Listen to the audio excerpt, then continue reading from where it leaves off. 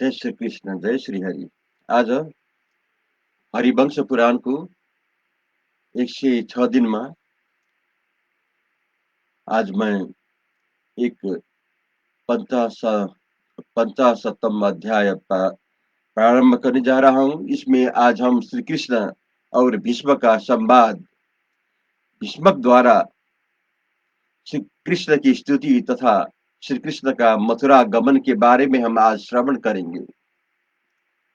भीष्म ने कहा, भगवान, मेरा पुत्र रुक्मी अपने बाल चापल्य या अविवेक के कारण अपनी बहन को नरेंद्रों के समक्ष स्वयं वर के देना चाहता है, परंतु मेरी इच्छा उसे स्वयंवर देने की नहीं है। अत्यंत बचपन या मूर्खता के कारण ही वह अपनी बहन को स्वयंवर में देना चाहता है, ऐसा मेरा विश्वास है। मेरी राय तो यही है कि वह अकेली एकमात्र मनोनीत पति का वरण करे। अतः प्रभु, मैं अपने पुत्र की दुर्नीति के कारण अपने को अपराधी मानकर आपको प्रसन्न करना चाहता हूँ। देवेश्वर, आप मुझ पर कृपा बनाए रखे और मेरे अपराध को क्षमा कर दी। श्री कृष्ण बोले, राजन, आपके पुत्र ने बाल्यावस्था में ही समस्त नरेश मंडलों में हलचल मचा दी है। फिर जब वह प्रौढ़ होगा तब न जाने उसकी उदंडता कैसी हो जाएगी। जो एक राजा के समान भी मोहवश झूठ बोलता है, वह राजाओं को मिलने वाले सूर्य और चंद्रमा के समान प्रकाशमान तथा तपस्या से श्री संपन्न हुए लोगों को, जो उसे महान कुल में उत्पन्न होने के कारण सुगमता पूर्वक किए गए बड़े बड़े यज्ञों द्वारा प्राप्त हुए हैं,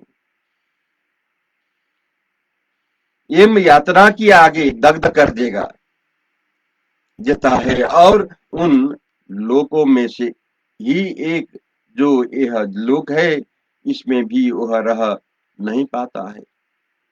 प्रभु, यह सत्य भाषण नरेशों का धर्म है। इस बात को आप ही जानते ही होंगे। स्वयंभू ब्रह्मा जी ने पूर्व काल में लोक धर्म को सामने रखते हुए सत्य के ही महत्व का मान दिया है।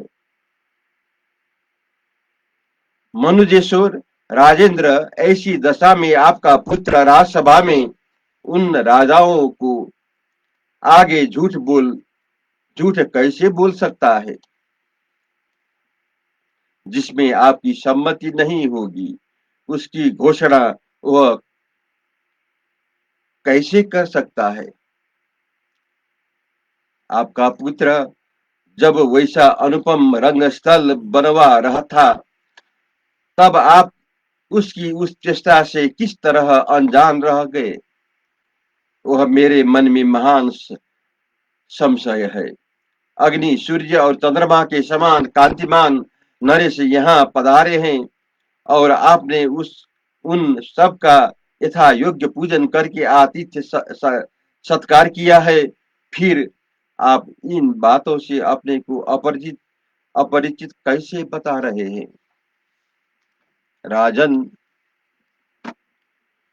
घोड़े, हाथी, पैदल सैनिकों से भरी हुई चतुरंगिणी सेना का जो अनुपम संहार हुआ है, वह सब आपके पुत्र की कुचेष्टा का ही फल है। इस बात का जानकारी आपको कैसे नहीं हुई? राजन, जब यहाँ चतुरंगिणी सेना का जमाब होगा, तब क्या कोई खेदजनक घटना नहीं घटित होगी? यह बात आपकी समझ में कैसे नहीं आ रही है? यह मेरी बुद्धि में संशय उत्पन्न हो गया है। नरेश्वर, मेरा यहाँ आगमन ही प्राय आपके लिए हितकर नहीं है।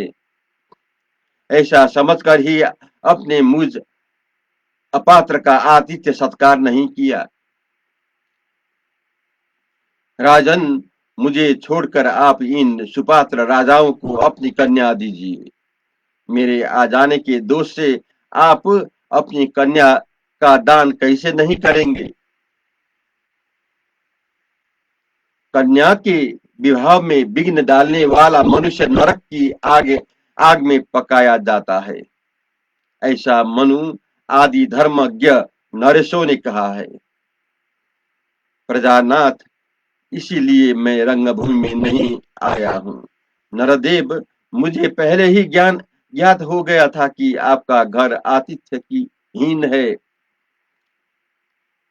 राजन नरेश्वर, मैंने विदर्भ नगर में विश्राम के लिए जो अपनी सेना को ठहरा दिया, इसके कारण राजेंद्रों का राजा होकर भी मैं लज्जा से गड़ गया हूँ, क्योंकि यदि मैंने यहाँ विश्राम न किया होता तो मुझे आपके द्वारा सत्कृत न होने का अपमान नहीं सहना पड़ता। इतने में भी मैंने और गरुड़ ने पूरा पूरा आतिथ्य सत्कार प्राप्त किया है, क्योंकि राजा कैसिक को अतिथि प्रिय है। हम दोनों यहाँ उसी तरह सुख से रहे हैं जैसे पहले बैकुंठ धाम में रहा करते थे।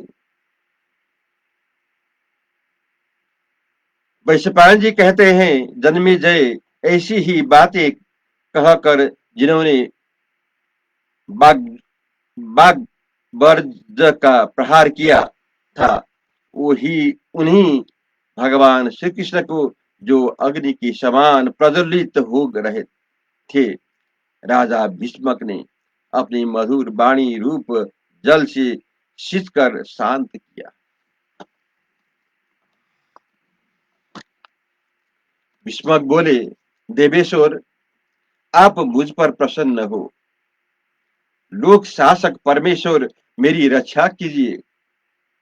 मैं अज्ञान रूपी अंधकार से घिरा हुआ हूँ, आप मुझे ज्ञान रूपी नेत्र प्रदान करें। मनुष्यों योनि में जन्म लेकर मांस पिंड पर ही दृष्टि रखने के कारण अथवा केवल स्थूल दर्शी होने के कारण हम सम्यक ज्ञान से वंचित है।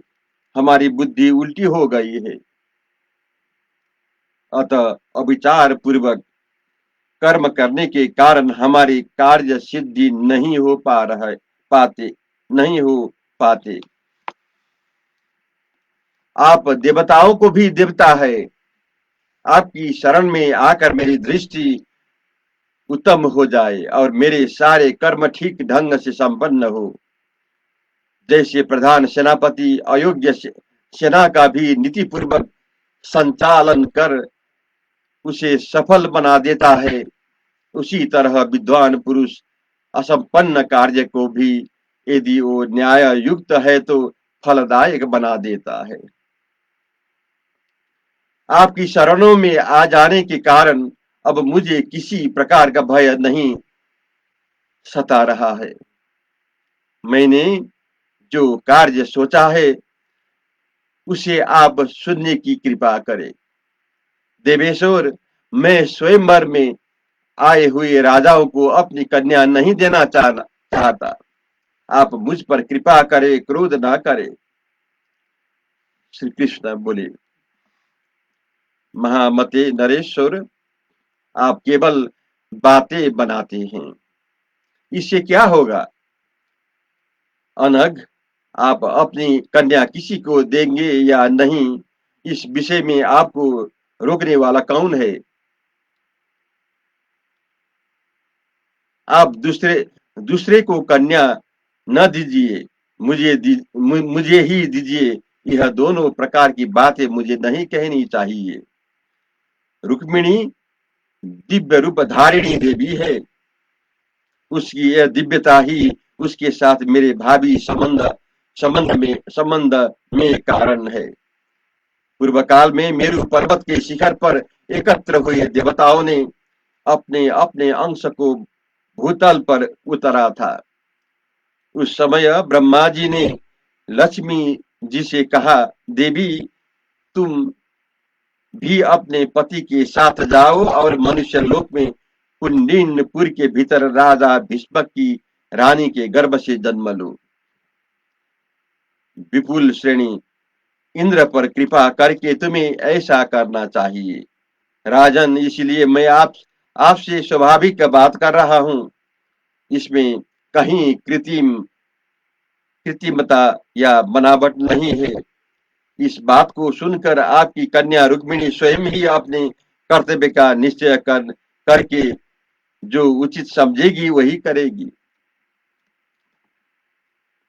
क्योंकि वह साधारण स्त्री नहीं है, वह साक्षात लक्ष्मी है और किसी कारणवश ब्रह्मा जी के कहने से यहाँ प्रकट हुई है। वह नरेंद्रों के सामने स्वयंवर विधि का पालन करने योग्य नहीं है। एक कन्या को एक ही वर के हाथ में देना चाहिए। यही सिद्धांत भूत सुस्थिर धर्म है। राजन, आप उस लक्ष्मी को स्वयंवर में नहीं दे सकते। किसी योग्य वर को देकर धर्म पूर्वक उसके हाथ में उसका दान कर देना ही आपके लिए उचित है।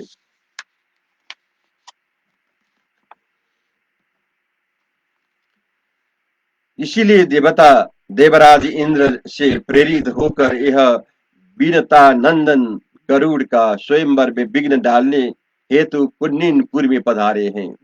मैं राजाओं के इस महान उत्सव को तथा बिना कमल की लक्ष्मी रूप इन परम सुंदरी राजकन्या को देखने की इच्छा से यहाँ आया था। राजन पृथ्वीनाथ, आपने जो मेरे सामने यह बात कही है कि मेरा अपराध क्षमा करना चाहिए, सो ठीक है। मैं इसे युक्ति संगत मानता हूँ। इसमें दुर्भाव का कोई कारण नहीं है। विभो, इस विषय में तो मैं पहले ही कह चुका हूँ कि आपके राज्य में सौम्यक रूप से आया हूँ, विरोधी रूप से नहीं। इसी से आपको समझ लेना चाहिए कि मैंने क्षमा कर दी है। राजन, क्षम्यशील पुरुषों में बहुत से गुण प्रकट होते हैं। क्षमा सब दोषों को हर कर लेने वाली है। मुझ जैसे पुरुष के हृदय में दुर्भाव कैसे रह सकता है? नरेश्वर, आप ही आप भी कुलीन सत्वगुण संपन्न धर्मज्ञ और सत्यवादी है। इस भूतल पर आप जैसे पुरुषों के हृदय में कलशु कलुष भाव कैसे टिक सकता है? मैं सेना के साथ यहाँ आया हूँ, इसलिए आपके यही मानना चाहिए कि यह क्षमाशील है, क्योंकि मैं शत्रुओं को शत्रुओं की सेना में अपनी सेना साथ लेकर नहीं आता हूँ। जब मैं असह्य असहिष्णु होकर शत्रु सेना पर आक्रमण करता हूँ, तब गरुड़ पर बैठता हूँ और अपने हाथों में चंद्रमा तथा सूर्य के समान चमकीले अस्त्र शस्त्र धारण करता हूँ। राजन, मेरे लिए पिता सबसे अधिक आदरणीय है, जो अवस्था में आपके ही तुल्य है। अतः आप मेरे लिए पिता के तुल्य है। आप अपनी पूरी का भली भांति पालन कीजिए और क्षत्रियों में पिता के समान आदरणीय बनकर रहिए। राजेंद्र, दुर्भाव तो कायरों में रह करता है। विशुद्ध भावना के भाव वाले शूरवीरों में कलुषित भाव कैसे रह सकता है? मेरी यह वृत्ति सर्वथा कलुष भाव से रहित है। इस बात इस बात को आप लोगों अच्छी तरह जान ले। हम पुत्रों पर पिता के तुल्य ही स्नेह रखते हैं। यह दोनों विदर्भ नगर के अधिपति राजा क्रथ और कैसिक भी ऐसे ही स्वभाव के हैं। इन दोनों में हम लोगों का आतिथ्य सत्कार करते समय मुझे अपना सारा राज्य ही समर्पित कर दिया। उस दान दान के फल से इनके 10 पीढ़ी पहले के पूर्वज स्वर्गलोक में चले गए। भविष्य में भी 10 पीढ़ी तक जो पौत्र आदि राजा होंगे, वे सब नरेश उक्त दान के फल से उसी देवलोक में जाएंगे।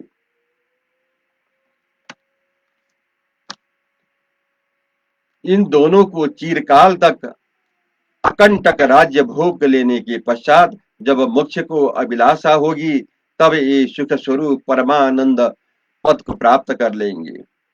जो महाभाग नरेश मेरा अभिषेक करने के लिए आए थे, वो भी समयानुसार देवताओं के निवास भूत स्वर्गलोक में चले जाएंगे। आप लोगों को कल्याण हो। अब मैं गरुड़ के साथ भोजराज उग्रसेन द्वारा पालित रमणीय मथुरा पुरी को जाऊंगा। जय श्री कृष्ण। जय श्री हरि।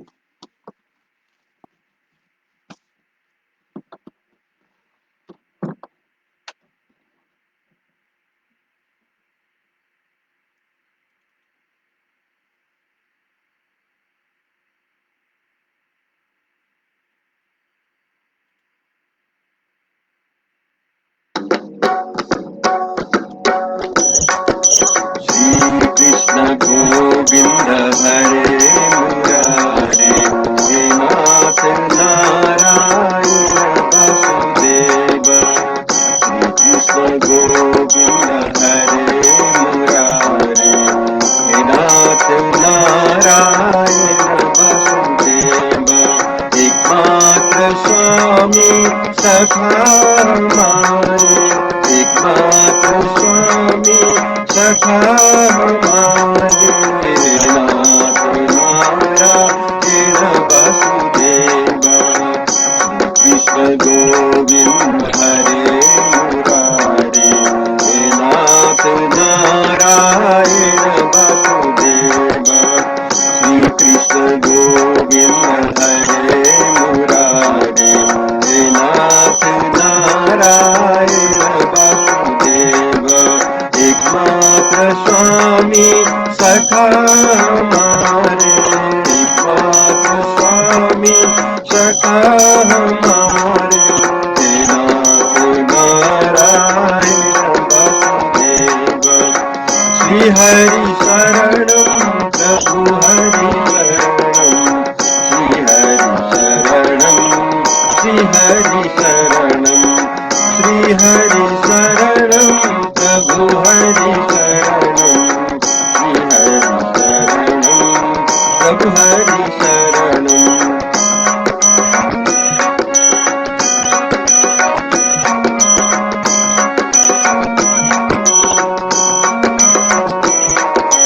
श्री हरि शरणम प्रभु हरि शरणम, श्री हरि शरणम, श्री हरि शरणम, श्री हरि शरणम प्रभु हरि शरणम, श्री हरि शरणम प्रभु हरि शरणम। जय श्री कृष्ण। जय श्री हरि।